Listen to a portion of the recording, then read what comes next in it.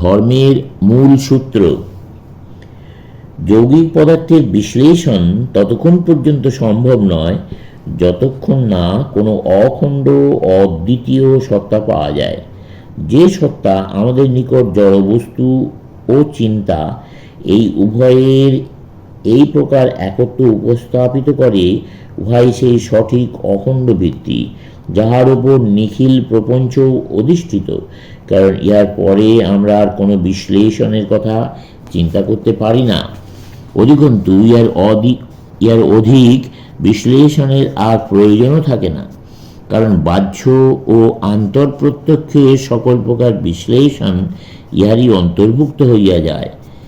এ পর্যন্ত আমরা এইটুকু দেখিতে পাইলাম যে মন ও জড়প্রপঞ্চ এবং তাহাদেরও ঊর্ধ্বে সেই অদ্বিতীয় বস্তু যাহার উপরে দুই আপন আপন ক্রিয়া করিয়া যাইতেছে, এই সমস্তই আমাদের অনুসন্ধানের অন্তর্ভুক্ত।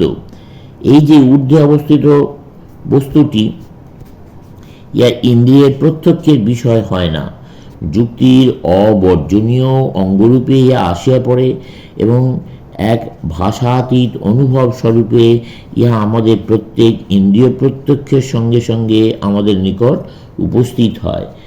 আমরা ইহাও দেখিতে পাই যে যুক্তির সততা রক্ষা করিতে হইলে এবং আমাদের সামান্যীকরণের স্বাভাবিক প্রবৃত্তি অনুসরণ করিতে হইলে আমরা বাধ্য হইয়াই এই অনির্বচনীয় বস্তুতে উপনীত হই।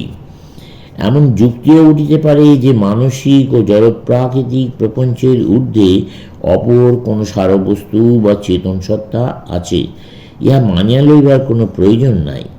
আমরা জানতে পারি বা জানি শুধু এই নিখিল প্রপঞ্চকে, এবং এই প্রপঞ্চের ব্যাখ্যার জন্য প্রপঞ্চাতীত কোনো অপর বস্তুর প্রয়োজন হয় না।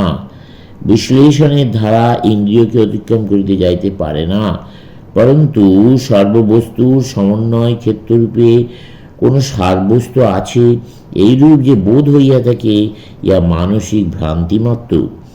আমরা দেখিতে পাই অতি পুরাকাল হইতে চিন্তাশীল ব্যক্তিদের মধ্যে দুইটি শ্রেণী বিরাজমান। এক পক্ষের মতে মানুষের মনে বস্তু সম্বন্ধে প্রত্যয় রচনা করিবার এবং বস্তু নিরপেক্ষ সূক্ষ্ম ধারণায় উপস্থিত হইবার যে অনিবার্য প্রয়োজন রহিয়াছে, উহাই জ্ঞানার্জনের স্বাভাবিক পথ নির্দেশক। এবং যতক্ষণ না আমরা সমস্ত প্রপঞ্চকে অতিক্রম করিয়া এমন এক বিশুদ্ধ প্রত্যয়ে উপস্থিত হইতেছি যাহা সর্বপ্রকারে স্বতন্ত্র এবং দেশ কাল নিমিত্তের অতীত, ততক্ষণ পর্যন্ত ইহার বিরাম নাই। এক্ষণে যদি আমরা স্থূল হইতে আরম্ভ করিয়া ক্রমে উহাকে সূক্ষ্ম এবং সূক্ষ্মতরে বিলীন করিতে করিতে অগ্রসর হইয়া চলি, যতক্ষণ না এমন কিছুতে উপনীত হই যেখানে অপর সব কিছুর সমাধান পাই, এবং এই প্রণালী অবলম্বনে চিন্তা ও পদার্থের দ্বারা বিরচিত নিখিল প্রপঞ্চের পূর্বোক্ত চরম ধারণায় উপস্থিত হই, তবে ইহা স্বতই প্রতিভাত হইবে যে এই চরম ফল ব্যতীত যাহা কিছু আছে সে সবই ইহার বিবিধ বিকাশ মাত্র। কাজেই এই চরম ফলটি একমাত্র সত্যবস্তু, অপর যাহা কিছু আছে তা উহার ছায়া মাত্র। অতএব ইন্দ্রিয়ের গণ্ডির মধ্যে সত্য নাই, সত্য উহার অতীত। অপরদিকে অপরপক্ষ বলেন, আমাদের ইন্দ্রিয়গুলি আমাদের নিকট যা উপস্থিত করে জগতে কেবলমাত্র তাহাই সত্য, এবং যদিও ইন্দ্রিয়লব্ধ অনুভূতির সহিত তাহারও ঊর্ধ্বে অবস্থিত কোনো একটা বস্তুর আভাস অনুস্যূত রহিয়াছে বলিয়া বোধ হয়, তথাপি উহা মনের ছলনা মাত্র, এবং তাই উহা মিথ্যা। অপরিবর্তনীয় কোনো কিছুর ধারণা না থাকিলে পরিবর্তনশীল কোনো কিছুর ধারণা হয় না।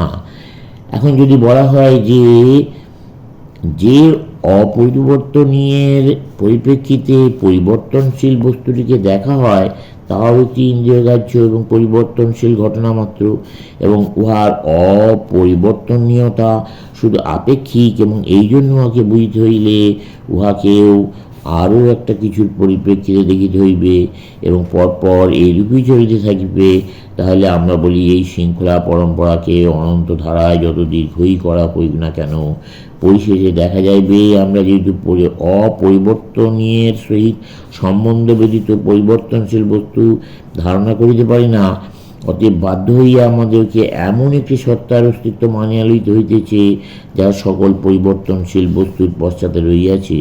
বিভিন্ন অংশের মিলনে যাহা প্রস্তুত হয় তার একাংশ গ্রহণ করিবার এবং অপরাংশ পরিত্যাগ করিবার অধিকার কাহারও নাই। কেউ যদি মুদ্রার প্রধান নামাঙ্কিত দিকটি গ্রহণ করেন, তাহলে তাহাকে তাহার উল্টো দিকটাও গ্রহণ করিতে হয়, তা যতই তিনি উহা অপছন্দ করুন না কেন। অধিকন্তু মানুষের প্রত্যেক ক্রিয়ার সঙ্গে ইহাই বিঘোষিত হয় যে সে স্বাধীন। সর্বশ্রেষ্ঠ মনীষী হইতে সর্বাপেক্ষা অশিক্ষিত ব্যক্তি পর্যন্ত সকলেই জানে সে স্বাধীন। অথচ প্রত্যেক মানুষ সেই সঙ্গে সামান্য চিন্তা করলেই দেখিতে পায় যে তার প্রতিটি কর্মের পশ্চাতে কতগুলি অভিপ্রায় ও পারিপার্শ্বিক অবস্থা রইয়াছে, এবং সেই অবস্থা ও অভিপ্রায়গুলি যতক্ষণ আছে ততক্ষণ পর্যন্ত জাগতিক যে কোনো ঘটনাকে যেভাবে কার্যকারণের নিয়ম অনুসারে নির্ণয় করা চলে, যে কোনো মানুষের জীবনে যে কোনো ঘটনাকে তেমনি ওই অভিপ্রায় ও অবস্থাগুলি হইতেই কার্যকারণের সুনিশ্চিত ধারা অবলম্বনে নির্ণয় করা চলে। এখানে আবার ঠিক পূর্বের অসুবিধারই সৃষ্টি হইতেছে।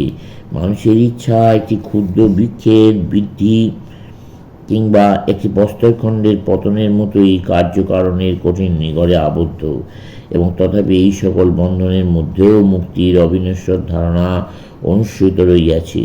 এই স্থলে যারা সম্পূর্ণ ঘটনার দিকে দৃষ্টি রাখেন, তারা ঘোষণা করিবেন যে মুক্তির ধারণা ভ্রান্তিমাত্র, কারণ মানুষ সম্পূর্ণরূপে প্রয়োজনের দ্বারা পরিচালিত হয়। এখানে একদিকে ভ্রান্তি বলিয়া মুক্তিকে উড়াইয়া দিলে কোনো ব্যাখ্যাই হইল না। অপরদিকে এইরূপও তো বলা যাইতে পারে যে প্রয়োজনের ধারণা বা বন্ধন বা কার্যকারণ সম্বন্ধের ধারণা অজ্ঞাত প্রসূত ভ্রান্তি। কোনো মতবাদ যখন ঘটনাগুলিকে ব্যাখ্যা করিতে অগ্রসর হয়, তখন সেই ঘটনাগুলির কোনোটি ওই মতবাদের অনুরূপ হইতেছে না দেখিয়া যদি ওইগুলি বাদ দিয়া বাকিগুলির সহিত নিজের সামঞ্জস্য স্থাপন করে, তবে সে মতটি গোড়াতেই ভ্রমাত্মক। এইটুকু পথ উন্মুক্ত রহিল যে আমাদেরকে প্রথমত স্বীকার করিতে হইবে শরীর মুক্ত নহে, ইচ্ছাও মুক্ত নহে, কিন্তু শরীর মনের ঊর্ধ্বে এমন কিছু রহিয়াছে যাহা এবং অসমাপ্ত প্রবন্ধের এইখানেই সমাপ্তি।